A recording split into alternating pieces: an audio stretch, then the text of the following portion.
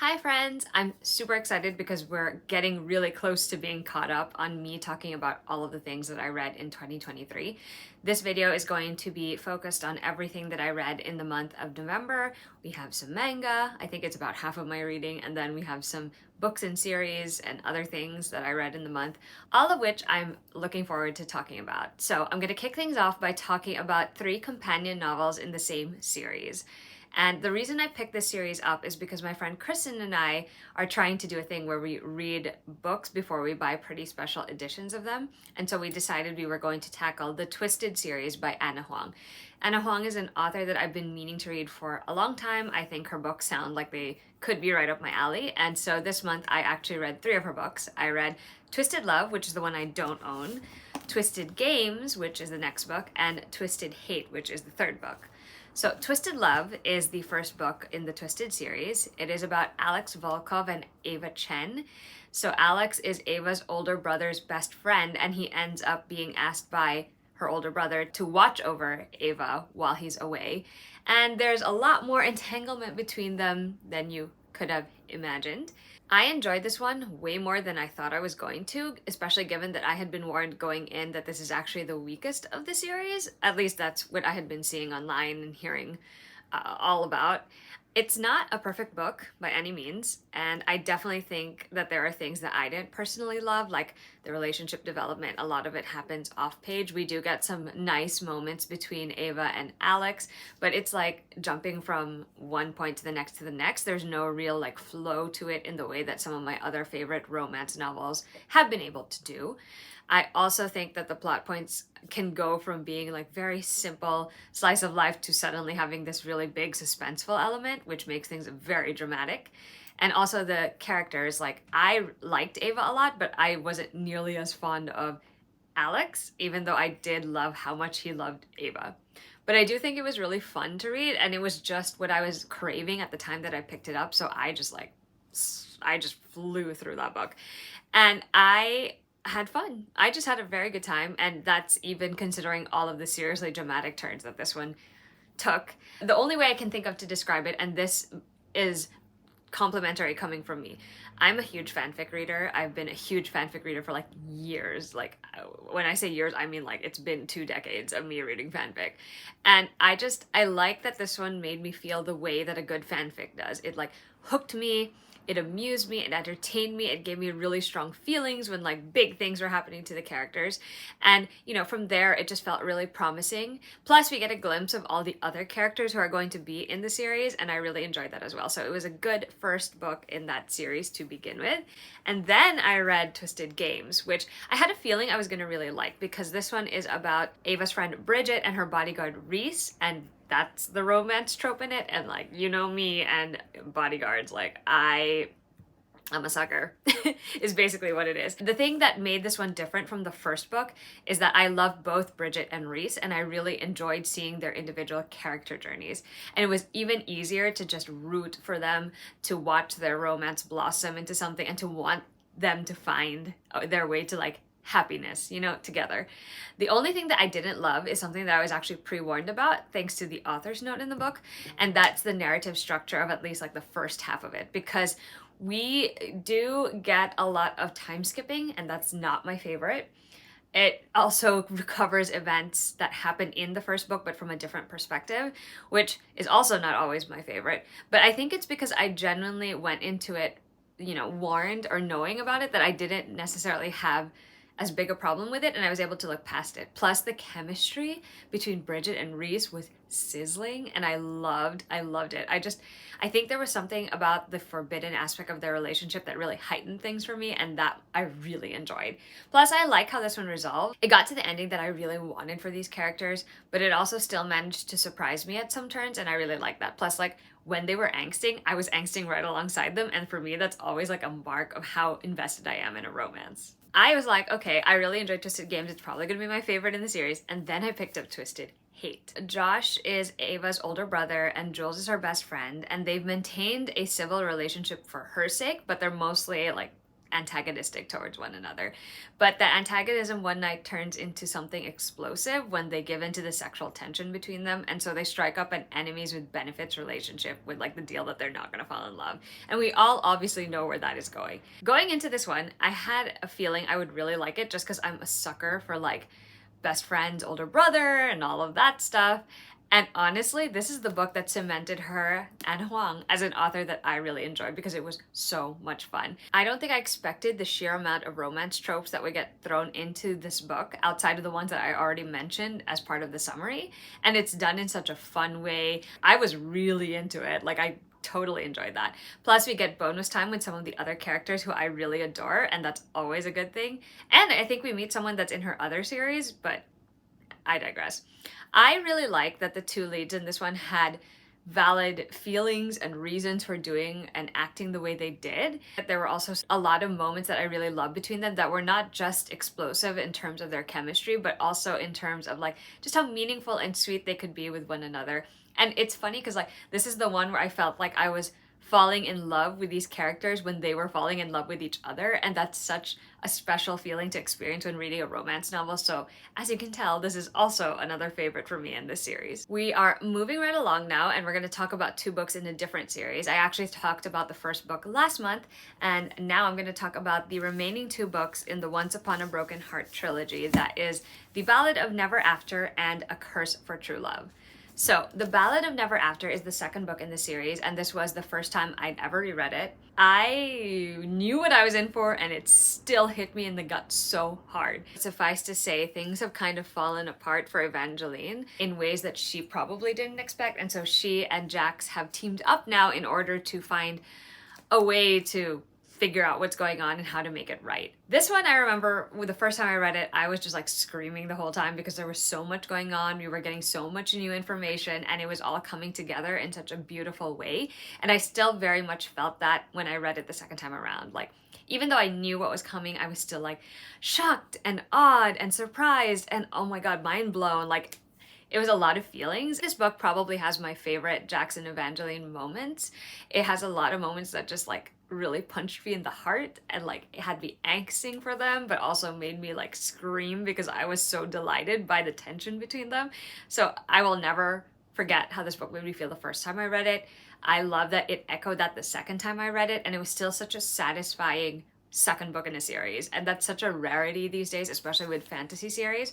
I really like what Stephanie Garber did with this book in particular, especially because you see a lot of the fairy tale tropes being turned on their heads or being used in different ways, or maybe even the way they are supposed to be used, but specific to this world, and I really like that a lot. So rereading this was such a gem of an experience. And then I read A Curse for True Love, which is the last book in the trilogy, and ultimately I thought it was a really satisfying ending. Like, I know that this has been getting mixed opinions from a lot of readers. Personally, I thought it was great because it does the thing that I really love about this series, where a lot of fairy tale tropes are incorporated into it, and it's not done in the way you might expect them to be. I mean, like, it's interesting because like sometimes it seems like it's leading into that same direction, and it definitely has the feel of a classic fairy tale, but there are little subversions here and there that I really liked. The other thing that worked really well for me is that there are so many tropes, fairy tale tropes and fantasy tropes and story tropes and character tropes, that Stephanie Garber took and decided, hey, I'm gonna mix them into one big melting pot. And because they were all things I really liked, of course I had such a blast just like experiencing all of it.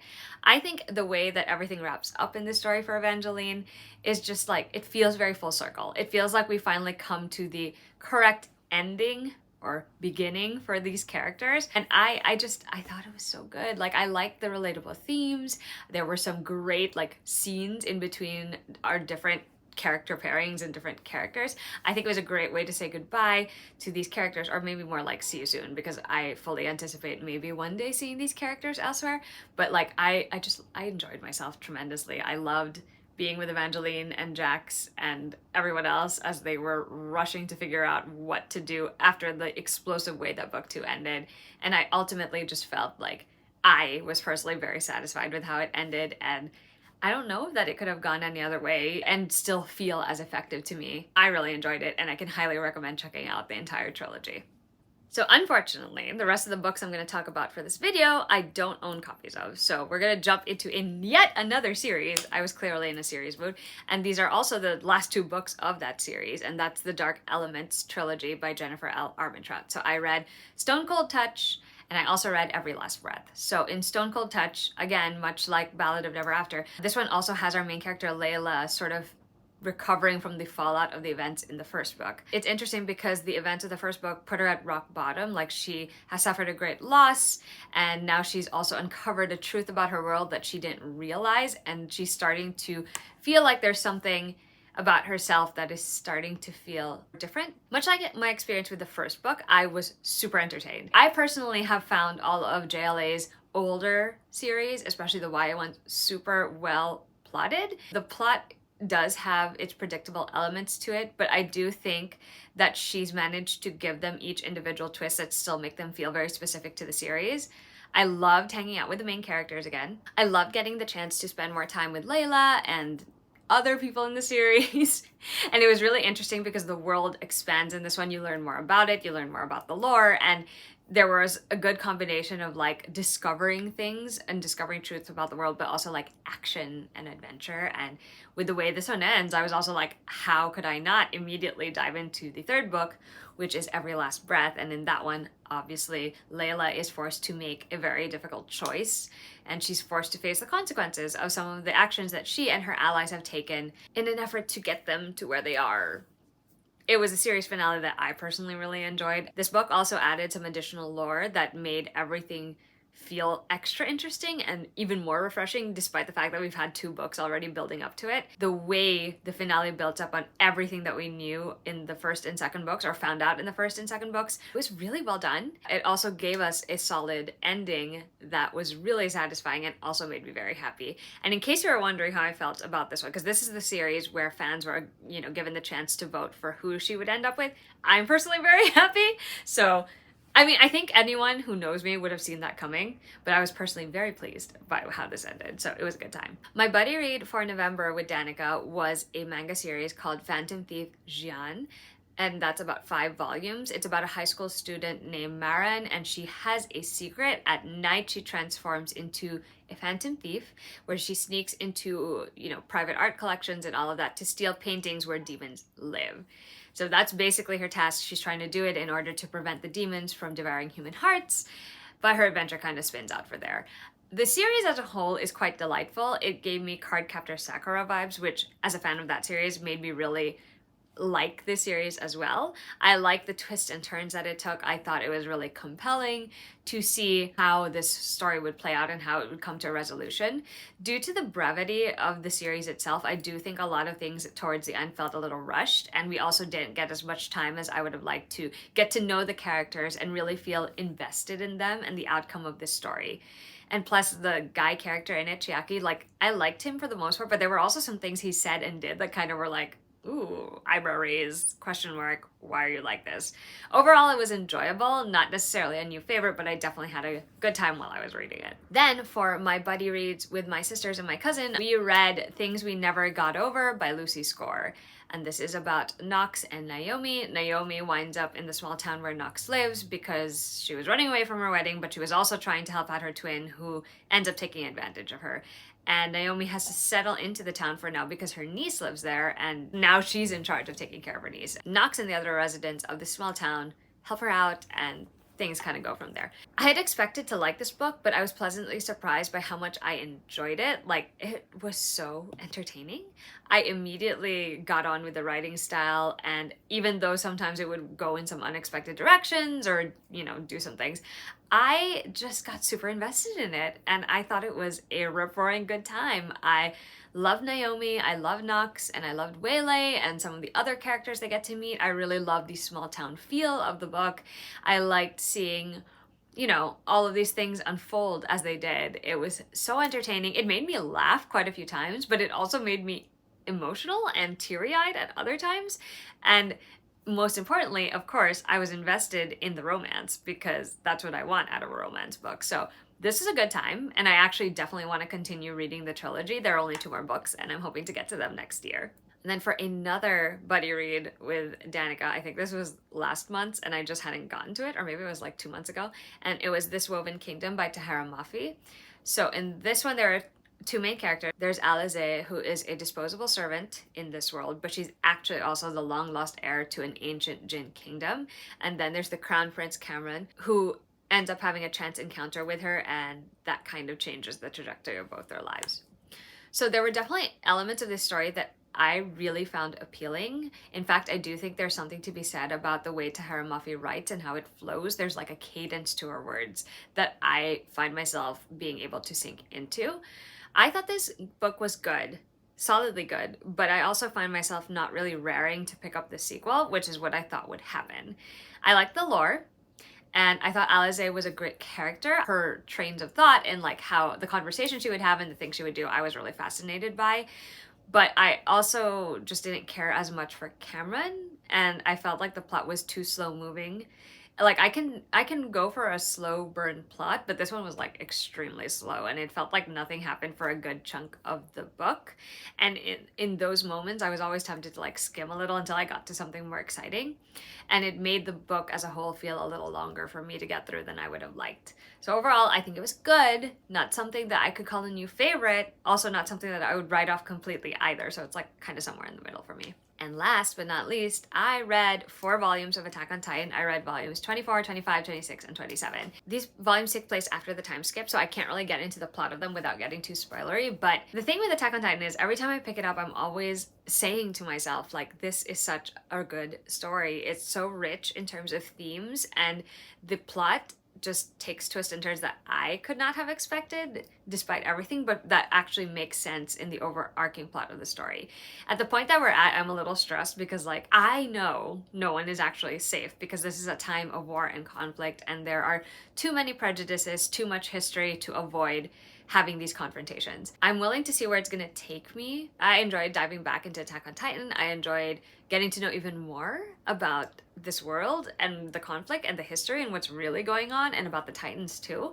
Like I have no idea, like I have a theory about where it's gonna go. I don't know if that's the direction it's gonna take, but I am interested in seeing if that will be the case. Anyway, those are all the books that I read in the month of November. If you have any thoughts on them, if you are excited to read them or check them out for yourself, please let me know in the comments down below. And thank you so much if you have been watching all of the videos I've uploaded. I was determined to get caught up before the end of the year so that we could start 2024 fresh, which is kind of the plan, and we're very close to doing that. So thank you so much for sticking around, for watching these videos, for being super supportive despite all of the hiatuses. I'm glad you're sticking around, and I hope you will continue to do so for the foreseeable future.